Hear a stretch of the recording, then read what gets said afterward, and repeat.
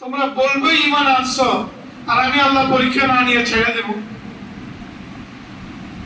তোমাদের জানি পরীক্ষা আসবে, মালি পরীক্ষা আসবে, পারিবারিক পরীক্ষা আসবে, আর্থিক পরীক্ষা আসবে।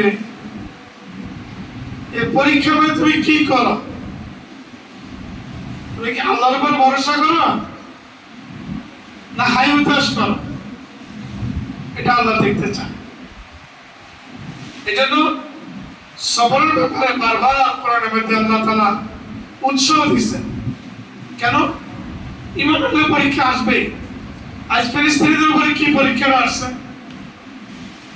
তারা এক জায়গাতে স্থান করতে পারতেছে না, তাবু ডাঙায় থাকতেছে কোন রকম। এখানে বোম্বিং হচ্ছে, যাবে কোথায়?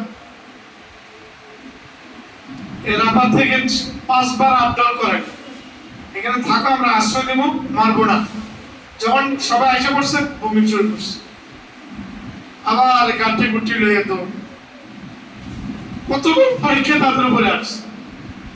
আমাদের উপরে এই পরীক্ষা আসতো, আল্লাহ জানে কি অবস্থা। আমাদের পানিতে পড়ে মরা ছাড়া কোনো রাস্তা ছিল। আর ওদের তো পাহাড়টা আছে, কিছু এদিক সেদিক যাইতে পারে। আমাদের তো সমতল দেশ, আমরা যাবো কোথায়? আল্লাহ তাআলা মাঝে মধ্যে মানুষের পরীক্ষা নিবে, আর এই পরীক্ষাটা ঈমানদারদের উপরে আসবে। যখন ঈমানদারদের উপর পরীক্ষা আসবে, তো ঈমানদার বলবে ইন্না লিল্লাহি ওয়া ইন্না ইলাইহি রাজিউন। আল্লাযীনা ইযা আসাবাতুহুম মুসিবা ক্বালু ইন্না লিল্লাহি ওয়া ইন্না ইলাইহি রাজিউন। আল্লাহ, আমি তোমারই জন্য, আবার তোমার কাছে ফিরে যাব, তুমি ছাড়া কোনো আমার আর কেউ নেই। তুমি যদি আমাকে বিপদ দিয়ে খুশি থাকো, আল্লাহ আমি এতে খুশি। আর তুমি যদি আমাকে সুখ দিয়ে খুশি থাকো, তাতে আমি খুশি। তুমি আমাকে সুখ দিছো আর আমি নারাজ, তুমি আমার উপর নারাজ, আমার এই সুখের দরকার। এক মহিলা সাহাবিয়া মসজিদে নববী মুছতেন, পরিষ্কার করত। ওনার মৃগ রোগ ছিল, যেটা উঠলে কাঁপা হয়, নাকের মধ্যে জুতা দিলে মুশফিরে আসে, এটা আছে না মৃগ রোগ। এই রোগটা ছিল না। উনি একদিন আসে বলে, ইয়া রাসূলুল্লাহ, আমার তো এই রোগ, আমি মহিলা মানুষ, যখন এই রোগ হয় আমার কাপড় চোপড় ঠিক থাকে কিনা বলতে পারি না। আপনি যদি দোয়া করেন আল্লাহ তো আমাকে সেবা করতে পারে। রাসূল সাল্লাল্লাহু আলাইহি সাল্লাম ইচ্ছা করলে তো দোয়া করে দিতে পারতেন, যাও আমি দোয়া করে দিলাম, তুমি ভালো হয়ে যাও। না, রাসূল সাল্লাল্লাহু আলাইহি সাল্লাম চিন্তা করলেন যে আল্লাহ তাআলা এই মহিলাকে এই পরীক্ষা দিয়া তাকে জান্নাতে যাওয়ার জন্য রাস্তা করবে, তাকে এটা দিছে এই জন্য, তাকে তার রাস্তা করবে। এরপরে সে সবর করবে, আর সবরের কারণে বিনিময় পাবে, আর সবরের বিনিময় জান্নাত। সবরের বিনিময় জান্নাত। রাসূল সাল্লাল্লাহু আলাইহি সাল্লাম তোমার জন্য দুটো অপশন। তুমি যদি এই অবস্থার উপর সবর করো, তো আমার কাছে ওহী আসছে, তোমার আল্লাহ জান্নাত দিয়ে দেবে। আর যদি তুমি বলো যে দোয়া করে, তো আমি দোয়া করে তুমি ভালো হয়ে যাবে। কোনটা চাও? আমরা হলে বলতাম কি যে না, জান্নাত তো একটা হইবেই, আর একটা চাইয়া নেব না, হুজুর আমাদেরকে আগে ভালো করে দেন, দোয়াটা করে যেন আগে সুস্থ হয়ে যায়। কি বলেন? পরে অন্যটা করে কর্মটার উপরে ঠিক হয়ে গেল, বেহেশতে নিবাল না। বলছে না, দুনিয়া ক্ষণস্থায়ী, বাঁচবে কয়দিন। ইয়া রাসূলুল্লাহ, আমি আল্লাহ তাআলার এই বাজেটের উপরে সন্তুষ্ট, আমার জান্নাত দরকার, দুনিয়া আমার যাক, কয়দিন বাঁচব। হাসান ইবনে উমাইর সম্ভবত হাদিস ইয়াতে কালকে হুজুর বলতেছিল, ওনার 32 বছর ফালস ছিল। ফালস রোগ হয় না, এই 32 বছর শোয়া ছিলেন উনি, ধরে নিতে পারতো, রক্ত পড়তো, কি অবস্থা ছিল তখন। উনি তো পারতেন যে ইয়া রাসূলুল্লাহ আপনি দোয়া করেন আমি সুস্থ হয়ে যাই, না, সবর করছেন। আমার আল্লাহ আমাকে এটা দিয়ে আল্লাহ আমার উপর খুশি, বাস যাক দুনিয়া কদিন যাবে, কষ্ট হবে, আমার আখিরাত ঠিক থাকবে, সব ঠিক, দুনিয়া ক্ষণস্থায়ী। সবর করছে। ইমানদারদের উপরে সবর মুসিবত আসে, এই মুসিবতের সময় সে কি করে এটা আল্লাহ দেখতে চায়। সে কি আল্লাহর বাজেট উপরে গালাগালি করে, আল্লাহকে জাতা বলে, আল্লাহকে আমারে খালি দেখলো, অমুকের ঘর কি সুন্দর, অমুকের ইয়াগুলা কি ভালো, তারা কত সুখে আছে, আমি নামাজ কামা পড়ি খালি বিপদ গেলে আমার, এটা বলে না, বলে আলহামদুলিল্লাহ আমার আল্লাহ আমাকে এটা চেয়ে এটার উপরে যদি খুশি থাকে আমি আলহামদুলিল্লাহ, এটা বিনিময় যদি আমার আখিরাত থেকে মুক্তি হয়ে যায় বাস আমার জন্য এটা যথেষ্ট। কি পরিমাণ ঈমানের শক্তি লাগবে এটা বলতে।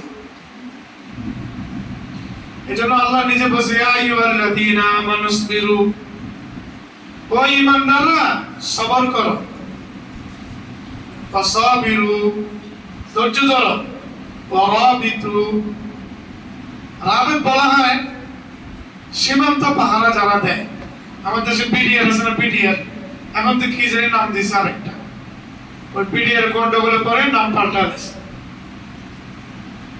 বিডিআর তারা যদি সীমান্ত পাহারা দেয় মুসলিম দেশ, এই জন্য ঘুম মারে, আর বিনিময় আল্লাহ দিবে, দুনিয়ার যেটা আছে তো পাবে পাও। আল্লাহ তাআলা তার সম্পর্কেও বলতেছে সে যদি এর উপরে সবর করে তো আমি আল্লাহ তাকে জান্নাত দিব। আর কোরআনে কি বলছে, ওয়ারাবিতু ওয়াত্তাকুল্লাহ, এগুলো যে করতেছো এই ব্যাপারে আল্লাহকে ভয় করো, তোমার দুনিয়া যেটা আছে এটা ভালো আসবে, পাহারা দিলে এটা বেতন পাইবা, তো নিয়ত করো এটা আমি মুসলিমের দেশ, তারা নামাজ কামা করতেছে, মসজিদ আবাদ করতেছে, এই জন্য আমি তাদেরকে জায়গা দিচ্ছি, আমরা রাত্রে জেগে পাহারা দিচ্ছি, যারা আমাদের উপরে বিএসএফ হামলা করতে না পারে তার মোকাবেলা করব, নিয়ত করে, শুধু নিয়ত করছে, নিয়ত না করলেও তো পাহারা দিতে। এই নিয়তের কারণে আল্লাহ বলে লাআল্লাকুম তুফলিহুন, তাহলে তোমরা সফলকাম হয়ে যাবে যদি তুমি এর উপরে অটল হয়ে আসতে পারো। এজন্য আরেকটা কথা বলতেছিলাম, ইমানদার বলবে ইন্না লিল্লাহি ওয়া ইন্না ইলাইহি রাজিউন। একটা হিন্দু, বৌদ্ধ, খ্রিস্টান, ইহুদি, নাসারা, সেও তো হুসুট খায়,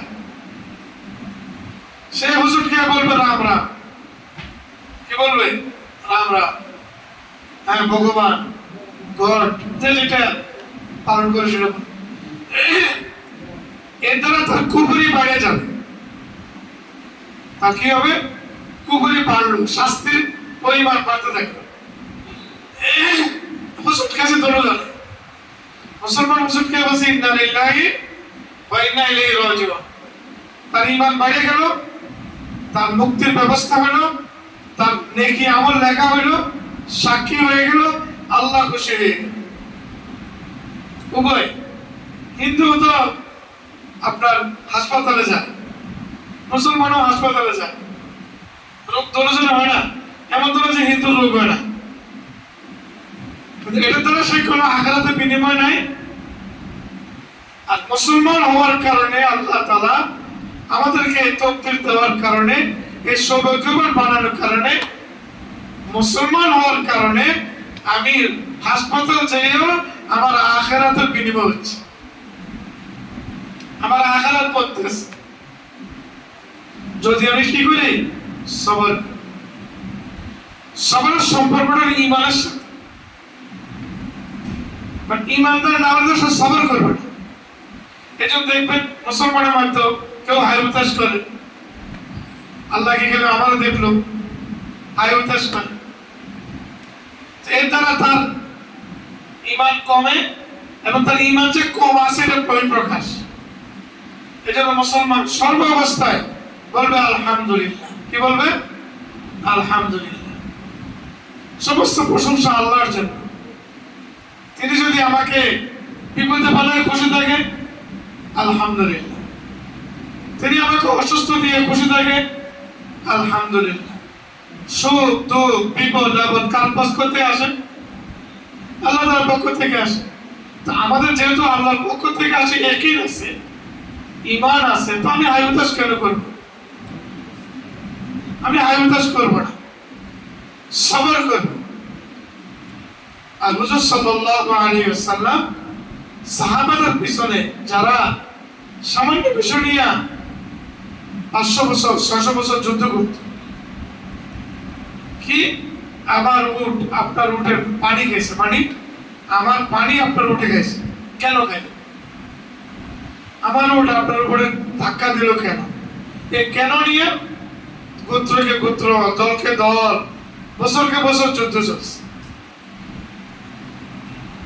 ওই মানুষগুলোকে হুজুর সাল্লাল্লাহু আলাইহি সাল্লাম যখন দ্বীন নিয়ে আসছেন, দ্বীন বুঝাইছেন যে এক আল্লাহকে মানো, তো যখন এই কথা বুঝাইছেন, মানুষ ওইগুলোই একদিকে উত্তপ্ত গরম বালু, পাথরের জমিন, তার মধ্যে হেসরান আনতেছে আর বলতেছে আহাদ আহাদ আহাদ। মানুষ ওইগুলো যেগুলো কিছুদিন আগে সামান্য বিষয় নিয়ে কি গোত্রকে গোত্র, দলকে দল, বংশকে বংশ, আমাদের সাথে মাঝে মাঝে হয় ভুইয়া বংশ সত্যি বংশ হয়ে গেছে। হারা করে বলতে পারে মজুমদার বংশ, এই বংশ ওই বংশ, শিকদার বংশ আছে না, লাগে বংশগত লাগে যায়। এটা হলো জাহিলিয়াতের যুগে শয়তান উত্তেজিত করে দেয়, শয়তান খেপায় দেয়। সুখে থাকতে দিব না, সুখে থাকলে শয়তানের ক্ষতি হচ্ছে। নামাজ কালাম পড়ে, কোরআন পড়ে, মসজিদে যায়, এই জন্য সে দেয় নাই। আমাদের সাথে আল্লাহ রাব্বুল আলামিন শয়তানের সাথে একটা যুদ্ধ লাগাই দিয়েছে। শয়তানকে ক্ষমতা দিয়েছে আমাদের দিলে ঢুকবে, অন্তরে। আল্লাযী ইউওয়াসবিসু ফি সুদুরিন নাস, সে মানুষের দিলে ঢুকিয়া ওখানে ওয়াসওয়াসা দেয়, কুমন্ত্রণা দেয়। আর এই কুমন্ত্রণা থেকে একসময় সে খুন করে বসে, একসময় সে অন্যায় করে বসে, একসময় সে জুলুম করে বসে, একসময় সে অত্যাচার করে, একসময় সে জমি দখল করে। এটা তো একসময় হয় না, ভিতরে কুমন্ত্রণা দেয়, চিন্তা করে। এই পরিস্থিতিগুলো শয়তান দিয়ে আল্লাহ আমাদেরকে একটা পরীক্ষা ফেলাইছে, আর সংসার দিয়ে আরেক পরীক্ষা ফেলাইছে। এই অবস্থাতে বান্দা কি করে? আমার হুকুম ঠিক মতো পালন করে না করে না, না বিপদে পড়ার কারণে আমি আল্লাহকে ভুলে যাই। এজন্য বারবার উৎসব দিচ্ছেন আল্লাহ তাআলা, ওয়ালানাবলুওয়ান্নাকুম বিশাইইন মিনাল খাউফ, আমি তোমাদেরকে ভয় ভীতি দিয়ে পরীক্ষা করব। কেন? যে ফিলিস্তিন যেটা হচ্ছে, ভয়, জুলুম, এই আক্রমণ করবে, কোথায় যাব, একটা পরিস্থিতি, ভয় ভীতি। আমি তোমাদেরকে পরীক্ষা করব, কখনো যুদ্ধের মাধ্যমে, কখনো অত্যাচারের মাধ্যমে। আমি আল্লাহ তোমাদেরকে পরীক্ষা করব।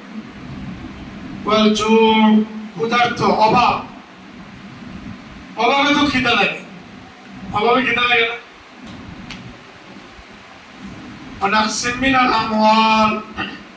মাল কমে যায়।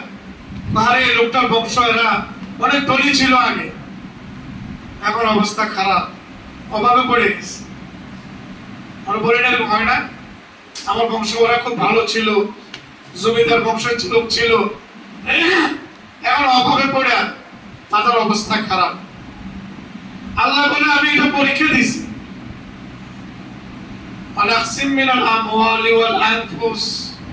রোগা, হঠাৎ ডায়াবেটিস হয়ে গেছে, হ্যাঁ, ডায়াবেটিস হয়ে গেছে, কিডনির সমস্যা, লিভারের সমস্যা, কিডনি হাসপাতাল তো সিরিয়াস।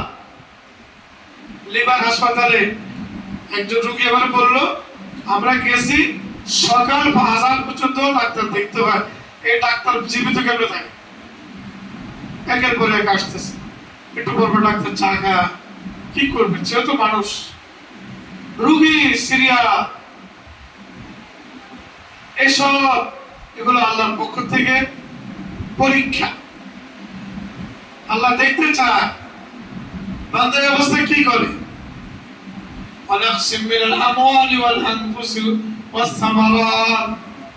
এবছর ফসল কম হবে। ওই যারা রাজশাহী দিনাজপুর বাড়ি, তাদের আশা আমরা আম বিক্রি করে সারা বছর চলবো। এখন দেখা যায় হ্যাঁ বৃষ্টি হয় না, আম তো ঝরে গেছে, আম কম হয়েছে। এই করতে বান্দা কি বলে? আল্লাহ দেখতে চায়, বলে নাকি আল্লাহ এটা কি করলো, আমাদের আম কম হলে আমরা সারা বছর কি খাবো? না, বলে আলহামদুলিল্লাহ। আল্লাহ চাইছে আলহামদুলিল্লাহ। ফসলাতে ধান কম হয়, বন্যা ডুবে যায়, গাছপালা ভেঙে যায়, ফল ফুল নষ্ট হয়, গরু ছাগল মরে যায়, কত রকমের সমস্যা আছে। এই সমস্যার অবস্থা বান্দা কি করতে চায়? এই জন্য রাসূল সাল্লাল্লাহু আলাইহি সাল্লাম বলেন যে সবরের বিনিময় জান্নাত। সবরের বিনিময় কি? জান্নাত। আপনি হাই হুতাশ করলে এটা হবে, না করলে এটা হবে, তাহলে নিয়ামত ছাড়ে লাভ নাই। ওই নিয়ামত ছাড়ে কি লাভ নাই। এই জন্য ইমানদারের মুখে সবসময় হাসি থাকে।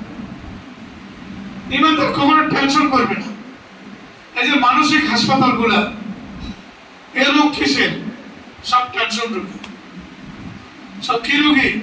টেনশনের রোগী। একটা হাসপাতাল পুরা মানসিক। আপনি আশ্চর্য হিসেবে দেখলে, আমি এক রোগী নিয়ে গেছিলাম, আল্লাহ, বাথরুমের দরজা নেই। জিজ্ঞেস করলাম দরজা নেই, তারা মানসিক রোগী, ভিতর ঢুকে যদি দরজা লাগাতে আপনি কি করবেন? এই জন্য আমরা দরজা লাগাইনি। যে আসবে গার্জিয়ান সে পিছিয়ে থাকবে, তার জোর সারবে, তাকে বাইর করে নিয়ে, সে তো মানসিক রোগী। আজকে পৃথিবীতে 12 মানুষ টেনশনের রোগী। ছোট হোক বড় হোক, যার যার স্তর অনুযায়ী। কেউ বাচ্চা নিয়ে টেনশনে আছে, কেউ কি খাবে এটা নিয়ে টেনশনে আছে, কেউ ব্যাংকের লোন কেমনে দিবে এটা টেনশনে আছে। এক একজন এক এক। কেউ আছে কিভাবে বাড়ি একটা হয়েছে আরেকটা কিভাবে হয়, গাড়ি একটা হয়েছে আরেকটা কিভাবে হয়, টেনশন। এই টেনশন করতে করতে এক সময় স্টক করে বসে, এক সময় মানসিক রোগী হয়, কিছু বলতে পারে না, উল্টা পাল্টা বলে, অজ্ঞান হয়ে যায়। তাকে নিয়ে থেরাপি দেয়। থেরাপি কি? আমি একবার দেখছি কি বলে লেখা আছে এখানে থেরাপি দেওয়া হচ্ছে। তারপরে বসে আমার মেশিন দিয়ে থেরাপি দিচ্ছে। যাই দেখে যে আমার মতো ওয়াশ করে বুঝাইতেছে। এই বুঝে নিয়ে থেরাপি স্বাভাবিক আসার জন্য। এই রোগটা কেন?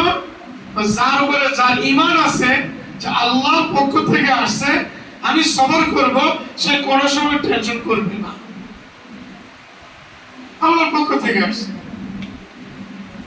আমরা কালেমায়ে ইমানে মুফাসসালে বলছি না, আল কাদির খায়রি ওয়া শাররিহি মিনাল্লাহি তাআলা। ভালো মন্দ কার পক্ষ থেকে? আল্লাহর পক্ষ থেকে। তাহলে আপনি কেন টেনশন করতেছেন? তার মানে আল্লাহ বুঝে না আপনাকে যেটা দিয়েছে, না আল্লাহ দেখে না, এরকম নাকি? এজন্য কখনো মাথা টেনশন নেবেন না। আলহামদুলিল্লাহ, আমার আল্লাহ চাইছে হয়েছে, আমার আল্লাহ চাইছে হয়েছে, আল্লাহর পক্ষ থেকে আসছে, আমি সবর করব।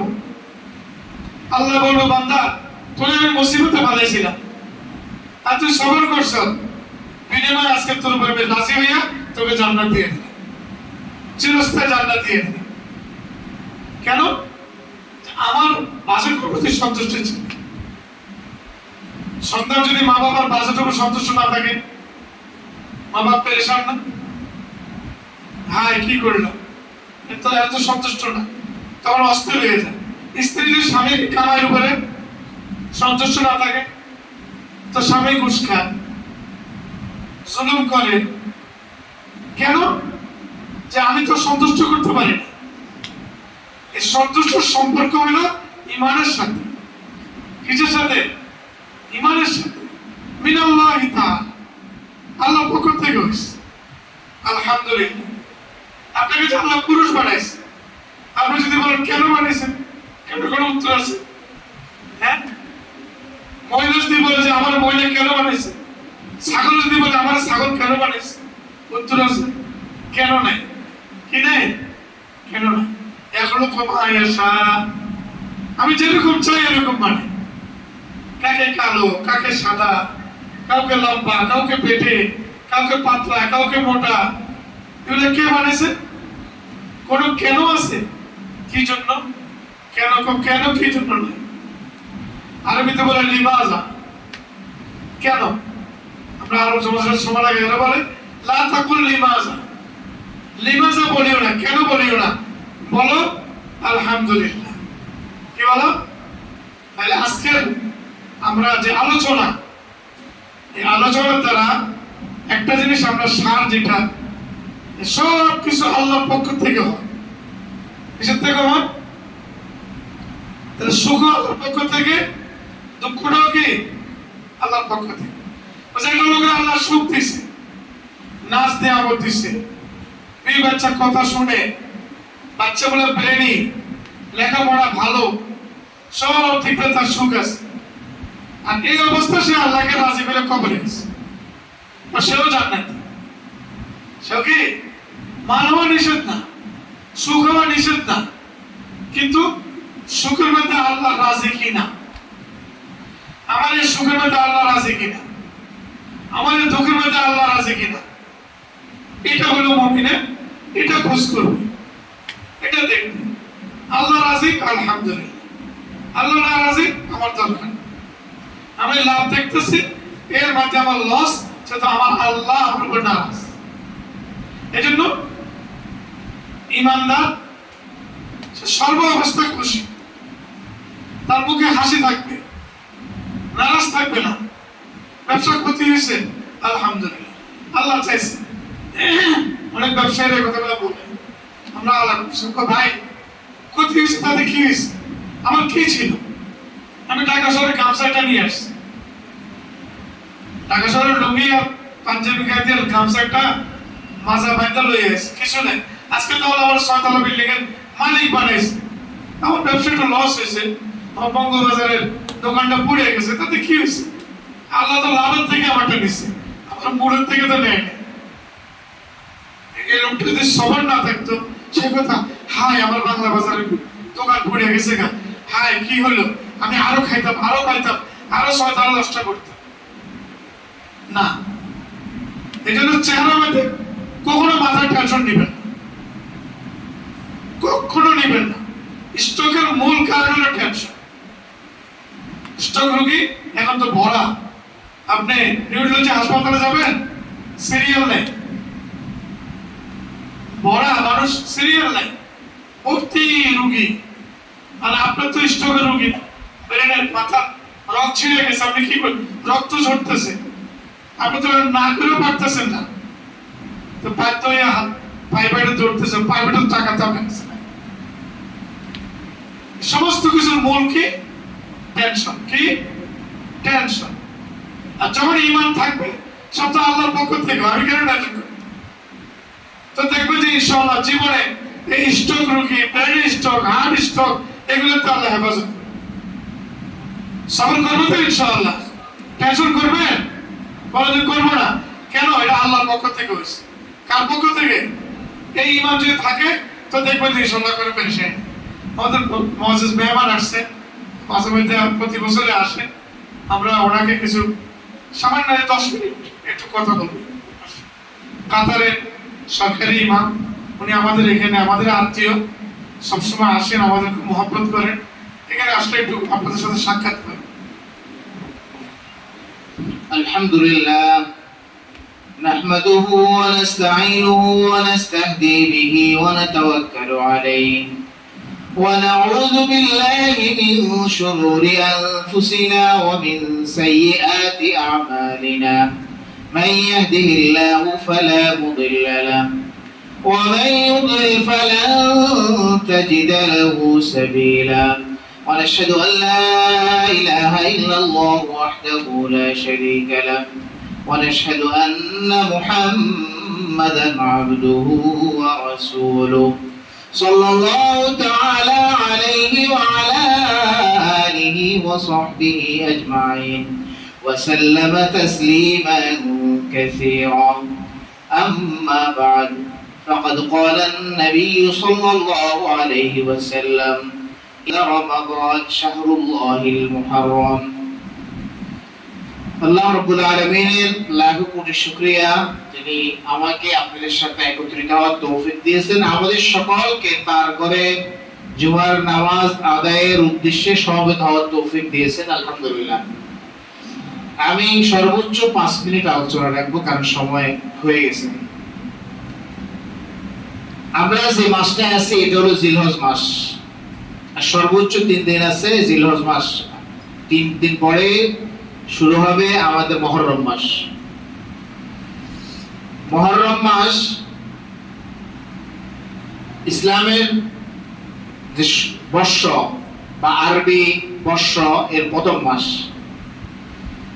বছরের 3 দশক আছে, যেটা অত্যন্ত গুরুত্বপূর্ণ।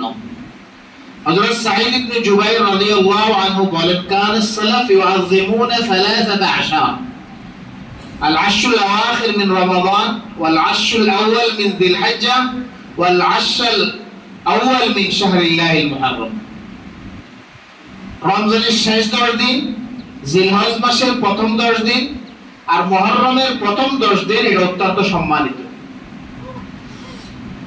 আরবি 12টা মাস। এই যে 12টা মাস, 12 মাস আছে বছর, এই সিস্টেমটা কার? إن عدة الشهور عند الله 12 شهرا في كتاب الله يوم خلق السماوات والأرض منها 4 حرم ذلك الدين القيم। নিশ্চয় আল্লাহ বলেন 12 মাসে বছর, এটা আল্লাহর বিধান। কার বিধান? কবে থেকে? যেদিন থেকে আল্লাহ আকাশ এবং জমিন সৃষ্টি করছেন সেদিন থেকে এই বিধান তিনি চালু করে দিয়েছেন যে 12 মাসে কিভাবে এক বছর হবে। 12টি মাস, 12 মাসে এক বছর, এটা আল্লাহর বিধান। যেভাবে আকাশটা সৃষ্টি, আল্লাহ জমিনকে সৃষ্টি করেছেন, 12 মাসে বছর হবে, এটা কে সৃষ্টি করছেন? এজন্য দেখেন পৃথিবীর যে কোনো ধর্ম অবলম্বী, যে কোনো মাযহাবের অবলম্বী, যে কোনো জাতি, সবাই কিন্তু 12 মাসে এক বছর এটা কিন্তু মানে, ঠিক না? খ্রিস্টানদের কাছে যেভাবে আমরা কথা না বলি, হ্যাঁ, আলোচনা হচ্ছে যখন মসজিদের আদব রক্ষা করি। আল্লাহ রাব্বুল আলামিন যেভাবে সবাই মিলে আল্লাহর অনেক হুকুম মানে না, আছে না? আল্লাহ জেনা করতে নিষেধ করছেন, জেনা করে। আল্লাহ মূর্তি পূজা নিষেধ করছেন, মূর্তি পূজা করে, আছে না এরকম?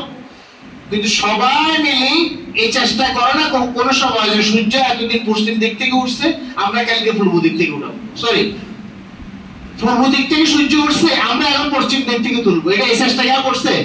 করে না। কারণ এই বিধান কার? আল্লাহ। এই বিধান কার? আল্লাহ। ঠিক তেমনি ভাবে বছরে 12 মাসে এক বছর, এই বিধান কার? আল্লাহ। আল্লাহ বলেন 4টি মাস এটা গুরুত্বপূর্ণ। কয়টি মাস গুরুত্বপূর্ণ? 4টি মাস আল্লাহর কাছে। আরবাতুল হুরুম, সম্মানিত মাস। একটা হচ্ছে রজব মাস, আরেকটা হলো জিলকাদ, আরেকটা হলো জিলহজ, আরেকটা হলো মুহররম। এটাকে আশহুরুল হারাম বলা হয়, সম্মানিত মাস। এই 4 মাসের ভিতরে আবার মুহররম মাস সবচেয়ে বেশি সম্মানিত। মুহররম মাস কি সবচেয়ে বেশি সম্মানিত?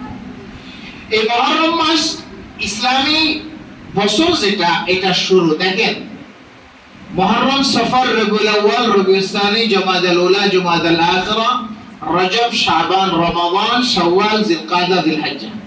পাঁচটা, এই 12টা ইসলামী মাস না? সকলে জানি তো আমরা? না, সকলে জানে না। আমাদের ছেলে মেয়েরা জানে তো নাকি?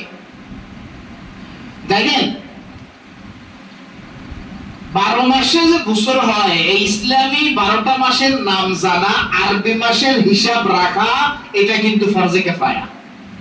এটা ফরজ। ফরজে কিফায়া কেমন?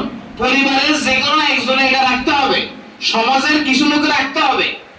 তাও যেরকম জানা যায় একজন মুসলমান মারা গেছে, আল্লাহ আমাদের সবাইকে নেক হায়াত দান করুন এবং নেক মওত দান করুন। মারা যাওয়ার পরে সমাজের সকলের উপরে ফরজ হয় না এই লোকের জানাজা এবং দাফন কাফন? কিছু ভাই যদি করে দেয় সকলের পক্ষ থেকে কি হয়ে যাবে? দায়িত্ব আদায় হয়ে যাবে। আর যদি কেউ না করে, ওই সমাজের সকলে আল্লাহর কাছে গুনাহগার হবে। ঠিক আছে না ভাই? ঠিক তেমনি ভাবে আরবি বছরের হিসাব রাখা এটা ফরজ। সমাজের কিছু লোক যদি রাখে তাহলে এই ফরজটা কি হবে? আদায় হবে। নতুবা সবাই ফরজ তরক করার গুনাহ হবে। আপনি যেভাবে আপনার ছেলে মেয়েদেরকে 5 ওয়াক্ত নামাজ, জুমা, ঈদ, রমজান, জানাজা, দাফন কাফন, উত্তরাধিকার, এই সমস্ত বিধান শিখানো যেভাবে আপনার উপর ফরজ, ঠিক তেমনি ভাবে এদেরকে মুহররম, সফর, আরবি মাসগুলো সম্পর্কে জানানো কি ফরজ। মুহররম মাস অত্যন্ত গুরুত্বপূর্ণ মাস। মুহররমের প্রথম 10 দিন, এই প্রথম 10 দিনে যে কোনো আমলের সওয়াব বাড়ে যায়। সুবহানাল্লাহ। আপনি এখন তাহাজ্জুদের নামাজ পড়তেছেন, এটা সওয়াব হবে, কিন্তু মুহররমের 10 তারিখে যদি পড়েন এটা সওয়াব ডাবল হয়ে যাবে। আপনি যে কোনো নফল কাজ করতেছেন এখন সওয়াব আছে, কিন্তু মুহররম মাসের প্রথম 10 দিনে এর সওয়াব কি হবে? আরো বেশি বৃদ্ধি পাবে, আরো বেশি বাড়ে যাবে। আলাদা কোনো আমল নাই, যে কোনো আমল আপনি মুহররমের নিয়তে কি করবেন? একটু বেশি বেশি করবেন। তো এই প্রথম 10 দিনের বরকত আল্লাহ কি করবেন? আমাদেরকে দান করবেন। ইমাম কাতাদা রাহমাতুল্লাহ আলাইহি বলেছেন তাফসীরুল কুরতুবির মধ্যে যে এই দশকগুলোতে কেউ যদি আপনার ইবাদত করে, মুহররমের প্রথম 10 দিন, এই জিলহজের প্রথম 10 দিন, এভাবে এই মাসগুলোতে কেউ যদি ইবাদত করে তাহলে সারা বছর ইবাদত করার তৌফিক পায়। আর এই সময়গুলোতে কেউ যদি গুনাহ থেকে বাঁচতে চেষ্টা করে, সারা বছর আল্লাহ পাক তাকে গুনাহ থেকে বাঁচতে তৌফিক দিবেন। এই 10 দিনের সবচেয়ে বড় যে গুরুত্বপূর্ণ আমল সেটা হচ্ছে আশুরার রোজা। এটা তো আমরা সকলে জানি, ঠিক না? মুহররমের 10 তারিখের রোজা। হযরত কাতাদা রাদিয়াল্লাহু আনহু বলেছেন, রাসূলুল্লাহ সাল্লাল্লাহু আলাইহি ওয়াসাল্লাম ইরশাদ করেছেন, সিয়ামু ইয়াউমি আশুরা আহতাসিবু আলা আল্লাহ আন ইউকাফফিরা আস-সানাতা আল্লাতী ক্বাবলা। যে আল্লাহ রাসূল বলেন যে আমি আশা করি মুহররমের আশুরার একটি রোজার দ্বারা আল্লাহ পাক বিগত বছরের সকল গুনাহ maaf করে দিবেন। শুধু 10 দিন রোজা, একদিন রোজা রাখাও জায়েজ আছে, বাকি উত্তম হচ্ছে 2 দিন রাখা, হয়তো 9-10 অথবা 10-11। কারণ ইহুদিরা এই মুহররমের 10 তারিখে আগে থেকে রোজা রাখতেন। রাসূলুল্লাহ কেন? হযরত মুসা আলাইহিস সালামকে আল্লাহ পাক এই দিন ফেরাউনের কবল থেকে কি দিয়েছিলেন? নাজাত দিয়েছিলেন। লোহিত সাগরের মধ্যে আল্লাহর কুদরতে হযরত মুসা তার সমস্ত অনুসারী সব পার হয়ে গেলেন, আর ফেরাউন সদর বলে সেখানে কি হয়ে গেছে? ডুবে গেছে। এটা ছিল মুহররমের 10 তারিখ। হযরত আদমকে পয়দা করতেন আল্লাহ পাক মুহররমের 10 তারিখে। হযরত আদমকে আল্লাহ পাক আবার দুনিয়াতে পাঠিয়েছেন কি? মুহররমের 10 তারিখে।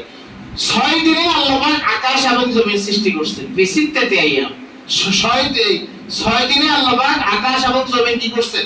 সৃষ্টি করছেন না? পুরোটা দোনোটা এই 6 শেষ করছেন মুহররমের 10 তারিখে। হযরত ঈসা আলাইহিস সালামকে এই দিনে আল্লাহ পাক আকাশে উঠেছেন। হযরত ঈসা আলাইহিস সালাম আকাশে আছেন না? এই দিনে আল্লাহ পাক উঠেছেন। অনেক গুরুত্বপূর্ণ ঘটনা মুহররমের 10 তারিখে ঘটছে। এজন্য ইহুদিরা রোজা রাখতেন শুধু মুহররমের 10 তারিখে। আল্লাহ রাসূল বললেন না, তোমাদের সাথে আমাদের মিল হতে পারে না। এমন যেন না সবাই বলে যে ইহুদি ধর্ম যেরকম ইসলাম ধর্ম কি সেরকম, দুইজনে কি রাখে? মুহররমের 10 তারিখে রোজা রাখে। এজন্য আল্লাহ রাসূল বলেন, সুম ইয়াওমা আশুরা ওয়া খালিফিল ইয়াহুদ সুম ইয়াওমান ক্বাবলা আও ইয়াওমান বাদা। মুহররমের 10 তারিখে রোজাও রাখবে। ইহুদিদের সাথে যদি মিল না হয় এজন্য একদিন আগে অথবা একদিন পরে কি করবে? রোজা রাখবে। আল্লাহ আমাদের সকলকে তৌফিক দান করুন। আসসালামু আলাইকুম ওয়া রাহমাতুল্লাহ।